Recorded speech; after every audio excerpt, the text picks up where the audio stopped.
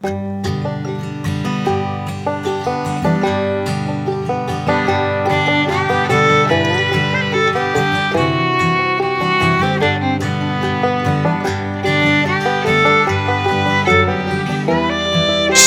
Bapak Ibu Saudara-saudara dan selamat bertemu kembali di YouTube saya Pendeta Rudolf Habasaribu Channel. Dengan dan lewat channel ini saya komit untuk senantiasa menyebarkan firman Tuhan karena saya percaya berlandaskan Yesaya pasal 55 ayat 11 bahwa firman Tuhan yang saya dan Bapak Ibu Saudara-saudara semuanya juga ikut sebar lewat apapun termasuk lewat khotbah ini tidak akan kembali dengan sia-sia, tetapi akan bekerja sendiri lewat kuasa dan berkat urapan Roh Kudus. Mari Bapak Ibu Saudara-saudara semuanya saya ajak membantu saya menyebarkan firman Tuhan khotbah di Minggu Jubilate 26 April 2026. Terambil dari kitab Kisah Para Rasul pasal 2 ayat 22 sampai 28 dan epistel dari 1 Tawarikh pasal 16 ayat 28 sampai 36. Di Katolik topik hatiku bersukacita dan jiwaku bersorak-sorak. Dalam bahasa Batak Toba dituliskan, las rohaku jalamarulupulup suaraku. Saya baca untuk kita simaklah pembacaan firman Tuhan berikut ini. Judul perikop Kisah Para Rasul pasal 2 ayat 14 sampai 40, khotbah Petrus. Khotbah kita dari ayat 22 sampai 28. Hai orang-orang Israel, dengarlah perkataan ini. Yang aku maksudkan ialah Yesus dari Nazaret, seorang yang telah ditentukan Allah dan yang dinyatakan kepadamu dengan kekuatan-kekuatan dan mujizat-mujizat dan tanda-tanda yang dilakukan oleh Allah dengan perantaraan Dia di tengah-tengah kamu seperti yang kamu tahu. Dia yang diserahkan Allah menurut maksud dan rencananya telah kamu salibkan dan kamu bunuh oleh tangan bangsa-bangsa durhaka. Tetapi Allah membangkitkan Dia dengan melepaskan Dia dari sengsara maut, karena tidak mungkin Ia tetap berada dalam kuasa maut itu. Sebab Daud berkata tentang Dia, aku senantiasa memandang kepada Tuhan, karena Ia berdiri di sebelah kananku, aku tidak goyah. Sebab itu hatiku bersukacita dan jiwaku bersorak-sorak, bahkan tubuhku akan diam dengan tenteram. Sebab Engkau tidak menyerahkan aku kepada dunia orang mati, dan tidak membiarkan orang kudusmu melihat kebinasaan. Engkau memberitahukan kepadaku jalan kehidupan.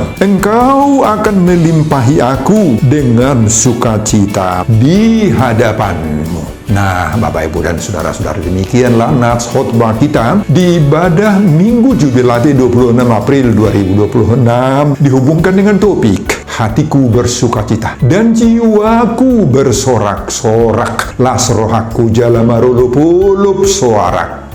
Saudara, khotbah Petrus dalam Kisah Para Rasul pasal 2 ayat 22 sampai 28 ini disampaikan pada saat orang Yahudi sedang merayakan hari Pentakosta atau hari ke-50, dan di saat itulah dicurahkan Roh Kudus kepada orang-orang percaya dan murid-murid Yesus yang sedang berada di suatu tempat, sebagaimana ayat 1. Sebelum kita memasuki perikop khotbah ini, perlu kita maknai terlebih dahulu perayaan Pentakosta dalam agama Yahudi. Ada 3 yang dirayakan dalam perayaan Pentakosta ini. Pertama, perayaan hari panen gandum. Inilah ucapan syukur yang disebut Shavuot dirayakan 50 hari sesudah Paskah atau Pesah, memperingati keluarnya mereka dari perbudakan Mesir di zaman Musa. Umat Israel membawa hasil pertama atau buah sulung ke bait Allah. Ini adalah ungkapan syukur atas berkat Tuhan dalam kehidupan mereka. Ini mengandung makna yang dalam sekali, mengakui bahwa Tuhan adalah sumber segala berkat-berkat. Perayaan kedua, peringatan pemberian Taurat di Gunung Sinai. Nah, di hari Pentakosta inilah juga mereka merayakan pemberian Taurat, hukum-hukum Tuhan kepada Musa di Gunung Sinai, termasuk ke-10 perintah Allah Patik Nasapului. Taurat inilah sebagai pedoman hidup dari bangsa Israel selama-lamanya. Peringatan ketiga, menempatkan firman sebagai perjanjian dan komitmen hidup untuk setia kepada Tuhan. Dalam perayaan ini mereka komit membaca firman Tuhan. Ini mengandung makna umat diingatkan untuk hidup setia pada firman Tuhan,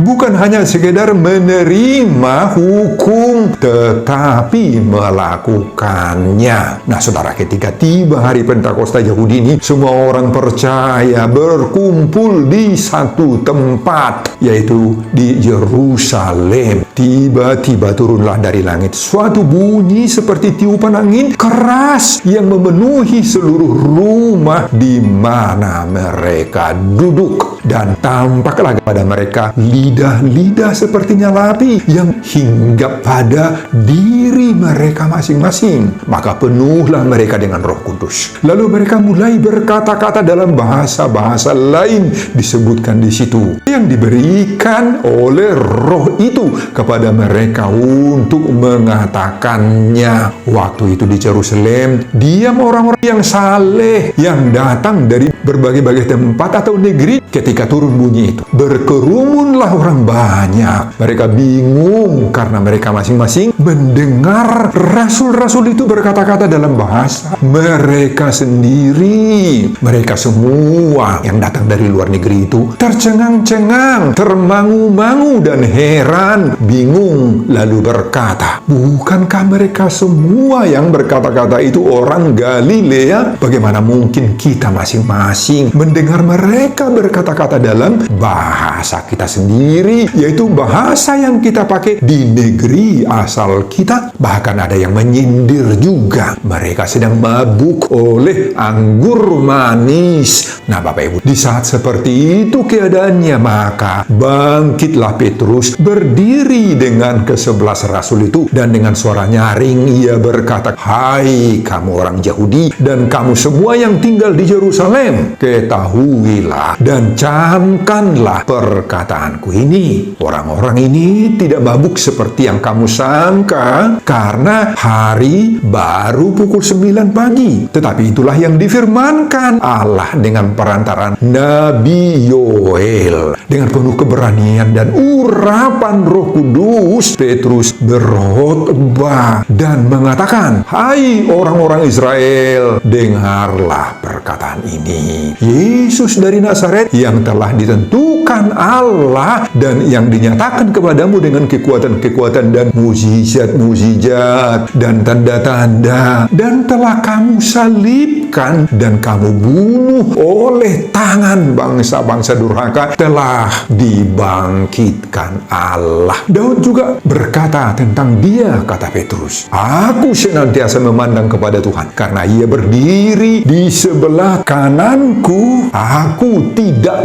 goyah. Nah, ketika mereka mendengar perkataan Simon Petrus ini, hati mereka sangat terharu. Lalu mereka bertanya kepada Petrus dan rasul-rasul yang lain itu, apakah yang harus kami perbuat, saudara-saudara? Jawab Petrus kepada mereka, bertobatlah dan hendaklah kamu masing-masing memberi dirimu dibaptis dalam nama Yesus Kristus untuk pengampunan dosamu, maka kamu akan menerima karunia Roh Kudus. Nah, Bapak Ibu, mari kita lihat khotbah kita ayat 22 sampai 28 ini. Ayat ini adalah penegasan bahwa Yesus Kristus yang disalibkan telah dibangkitkan oleh Allah, dan melalui kebangkitannya manusia menerima jalan kehidupan serta sukacita sejati. Ayat-ayat ini menekankan bahwa kematian bukanlah akhir, bukan, melainkan pintu menuju kehidupan kekal bersama Tuhan di sorga. Pada ayat 22, Yesus dari Nazaret adalah Mesias. Petrus menekankan bahwa Yesus bukanlah orang biasa-biasa, melainkan dia adalah utusan Allah, utusan sorga yang nyata melalui kuasa dan mujizat serta tanda-tanda yang dijadikannya sendiri di tengah-tengah umat Israel. Pada ayat 23, Yesus diserahkan sesuai dengan rencana Allah, tetapi orang Israel menyalibkannya. Penyaliban bukan kebetulan, bukan sekedar tindakan manusia, melainkan itu adalah bagian dari rencana Allah sendiri. Namun, manusia tetap harus bertanggung jawab atas tindakan mereka. Pada ayat 24, Allah membangkitkan Yesus, dan disinilah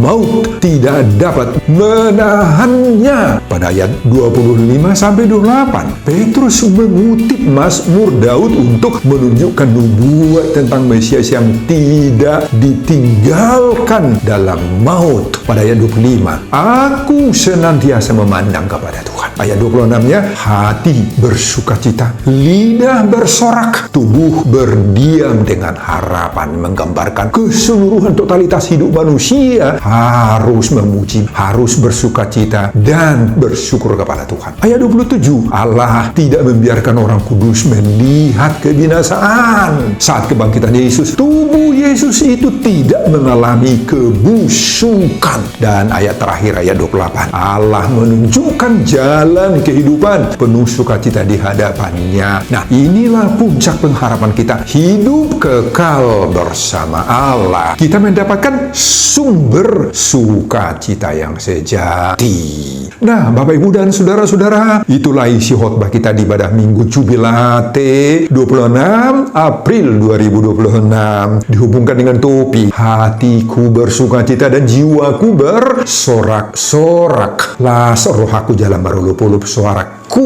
Saudara, khotbah ini ditempatkan di Minggu Jubilate. Apa itu Jubilate? Bersorak-sorailah bagi Allah, hai seluruh bumi. Didasarkan pada Mazmur 66 ayat 1. Nah, Bapak Ibu, apa pengajaran Tuhan bagi kita lewat khotbah ini? Pengajaran pertama, fondasi sukacita kita berada di dalam Yesus yang disuruh Allah. Nah, saudara, Petrus memulai pesannya dalam khotbah kita dengan mengungkapkan suatu fakta. Apa faktanya? Hai orang-orang Israel, dengarkan perkataan ini. Yang aku maksudkan ialah Yesus dari Nazaret, seorang yang ditentukan Allah dan yang dinyatakan kepadamu dengan kekuatan-kekuatan dan mujizat-mujizat dan tanda-tanda. Apa artinya khotbah Petrus ini? Petrus menegaskan bahwa Yesus bukan manusia biasa-biasa.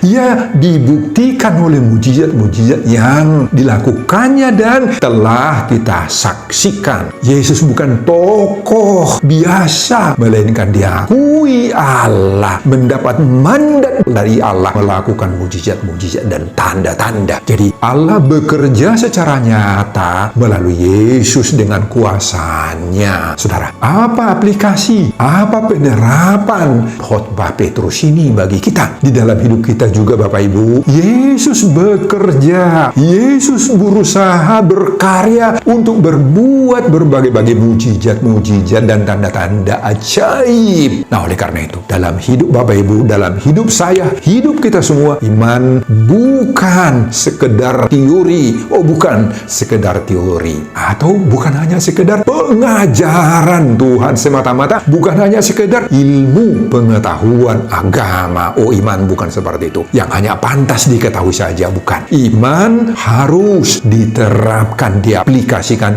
dalam hidup kita sehari-hari. Percayailah, imanilah, dan pegang teguh dalam hidup kita bahwa Yesus hadir setiap saat, bahkan ketika kita pun berhadapan dengan kegelapan hidup. Saya buat di situ kegelapan dalam tanda kutip. Kita menghadapi kegelapan ekonomi, kita menghadapi kegelapan atau kondisi sulit dari berbagai-bagai sebab. Oleh apapun itu, mungkin kita menghadapi duka, sakit, penyakit, mungkin juga masalah parianak konon, atau masalah-masalah parhepengon. Nah, itu semua kegelapan dalam tanda kutip. Nah, saudara, seperti lampu yang menerangi ruang gelap, seperti itulah Yesus hadir membawa terang dalam hidup yang penuh kegelapan hati akibat deraan berbagai-bagai masalah-masalah. Makanya tempatkanlah dasar fondasi sukacita kita di dalam Yesus. Jangan pada yang lain, jangan pada uang, pada harta, pada kehebatan, kekuatan duniawi atau manusiawi, di mana di dalam Yesus berbagai mukjizat akan dilakukan atau bahkan sudah dilakukan oleh Yesus itu dalam hidup saya, dalam hidup Bapak Ibu, dalam hidup kita semua. Toh jangan biarkan masalah-masalah harian kita itu mencuri, merampas sukacita kita. Jangan. Ingat, kuasa Tuhan itu nyata. Inilah pertanyaan bagi kita ketika mendengar khotbah ini. Apa sudah kita kenal sungguh-sungguh Yesus? Jangan hanya kenal Yesus dari cerita-cerita yang kita dengar sejak saat sekolah minggu. Alami dia secara pribadi. Seperti listrik, kita tidak melihatnya toh, tetapi kita tahu itu nyata karena ada dayanya di dalam listrik itu. Demikianlah juga Yesus, kuasanya nyata dalam hidup orang percaya. Meskipun tidak pernah kita lihat Yesus, tetapi ada dayanya langsung mengena kepada kita. Inilah yang disuarakan oleh Minggu Jubilate. Kita diajak, hatiku bersukacita dan jiwaku bersorak-sorak, lasar rohaku jalan marulupulup suaraku. Amin Bapak Ibu dan saudara-saudara. Pengajaran kedua, salib Yesus adalah bagian dari rencana Allah. Saudara, pada ayat 23 ditulis, Dia yang diserahkan menurut maksud dan rencana Allah kamu salibkan. Apa yang mau kita lihat dari pernyataan Petrus ini? Penyaliban Yesus bukan kebetulan, bukan juga karena kecelakaan, melainkan bagian dari rencana program dari Allah sendiri. Penyaliban Yesus itu adalah rencana Allah yang bertujuan untuk keselamatan manusia. Karena manusia sudah jatuh dalam dosa, butuh penyelamatan dan penebusan dari dosa. Itu sebabnya Yesus mati menggantikan, mensubstitusi kita di kayu salib. Oleh karena itu, salib itu merupakan bukti kasih Allah paling besar, terbesar. Sadarilah, dosaku, dosamu, dosa seisi bumi inilah yang membuat Yesus harus tergantung, harus mati di kayu salib. Ini adalah penderitaan yang diizinkan oleh Allah terjadi di dalam diri Yesus. Bahkan juga penderitaan yang seperti itu juga akan diizinkan oleh Tuhan terjadi dalam diri kita pun. Kita bisa mengalami berbagai-bagai penderitaan. Itulah salib bagi kita. Jadi salib bagi kita itu juga menjadi bagian dari rencana Allah yang diizinkan Tuhan. Seperti benih yang ditabur, yang ditanam, dan sebelum tumbuh benih itu pasti mengalami penderitaan tuh, dan bahkan akan mati.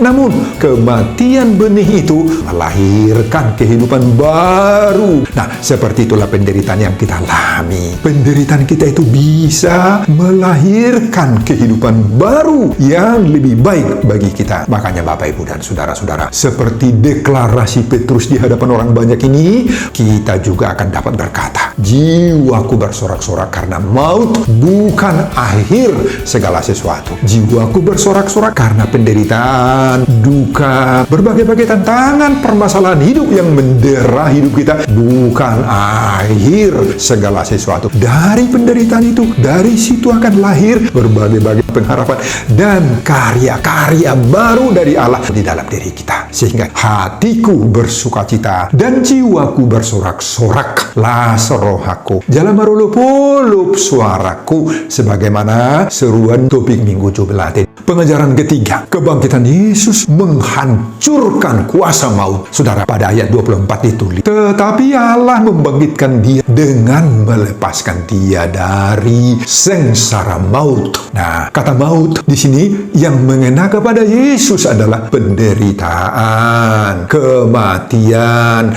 apapun bentuk maut yang dilemparkan kepada Yesus, semua bentuk dan wujud maut itu kalah. Maut tidak bisa menahan Yesus. Sebagai bukti bahwa Yesus adalah Tuhan atas segala keadaan, bahkan penguasa atas maut itu sendiri. Nah, saudara, ini sangat memberi kita motivasi, topangan, dorongan untuk beriman yang kuat. Tanpa kebangkitan, maka iman kita sia-sia. Dengan kebangkitan itu akan ada pengharapan hidup baru dan kemenangan. Oleh karena itu, Bapak Ibu, jangan hidup dalam ketakutan.